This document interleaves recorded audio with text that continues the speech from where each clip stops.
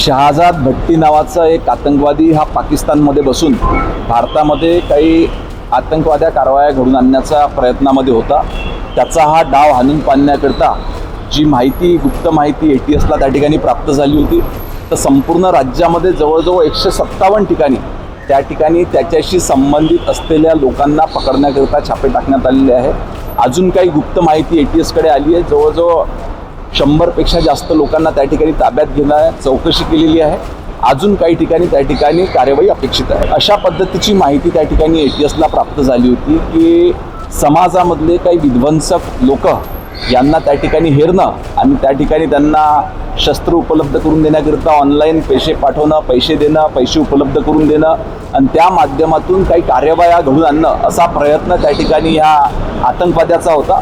परंतु ATSनं त्या ठिकाणी वेळीच दखल घेतली आणि त्यांचा हा प्रयत्न त्या ठिकाणी आणून वेगवेगळ्या वयोगटातले आहे। आता सगळीच माहिती या ठिकाणी देता येणार नाही, कारण कार्यवाही अजून पूर्ण झालेली नाही आहे। कार्यवाही त्या ठिकाणी चालू आहे। ताब्यामध्ये काही लोकांना त्या ठिकाणी घेण्यात आलं होतं। फोन रेकॉर्ड त्या ठिकाणी ट्रॅक करण्यात आले होते। त्या अनुषंगानं काही शंका ATSला त्या ठिकाणी होत्या।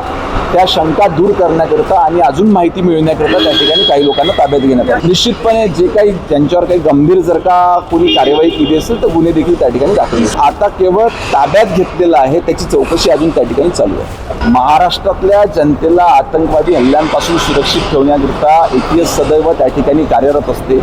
जेव्हा जेव्हा त्यांना अशी काही सॉलिड माहिती मिळते त्या पद्धतीच्या कारवाया त्या ठिकाणी संपूर्ण राज्यात करतात। या संदर्भात स्वतः सन्माननीय एकनाथ शिंदे साहेबांनी देखील सांगितलेलं आहे की कुठल्याही पक्षाचा कार्यकर्ता, नगरसेवक किंवा लोकप्रतिनिधी असो, चुकीचं काम करणाऱ्यावर निश्चितपणे त्या ठिकाणी कार्यवाही नाही। निश्चितपणे कृषी विभागाच्या सोबत गृह विभाग देखील त्या ठिकाणी सक्रिय चौकशी करते आहे। त्याच्यामध्ये जे कोणी दोषी आढळतील त्यांच्यावर गुन्हे दाखल होतील। या संदर्भात याच्या आधी देखील कृषी मंत्र्यांनी स्वतः बैठका घेऊन याच्यामध्ये कठोरातले कठोर कायदा करण्याचा निर्णय त्या ठिकाणी सरकारने घेतला नाही। आता राज्याचे मुख्यमंत्री देवेंद्र फडणवीस हे असं नेतृत्व आहे की सर्वांना हवं असं वाटत असतं। त्याच्यामुळे कदाचित विश्वजित कदम हे देखील ज्येष्ठ आमदार आहेत, त्यांनी प्रवास केला असावा। शेवटी शरद पवार साहेब हे या देशाचे राज्याचे मोठे नेते आहेत। त्यांनी देखील अतिशय चांगले निर्णय ह्या राज्याकरता घेतलेले आहेत।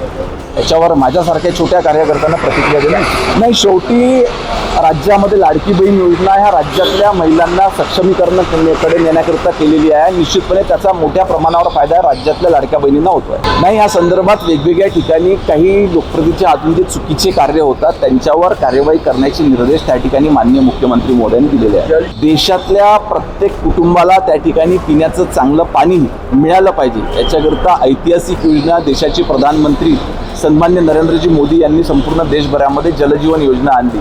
या माध्यमातून मोठ्या प्रमाणावर आपल्या राज्यामध्ये देखील त्या ठिकाणी कामं देण्यात आलेले होते। परंतु याच्यामध्ये जर का काही अनियमितता असतील तर निश्चितपणे त्याची चौकशी होऊन त्यांच्यावर देखील कारवाई होईल।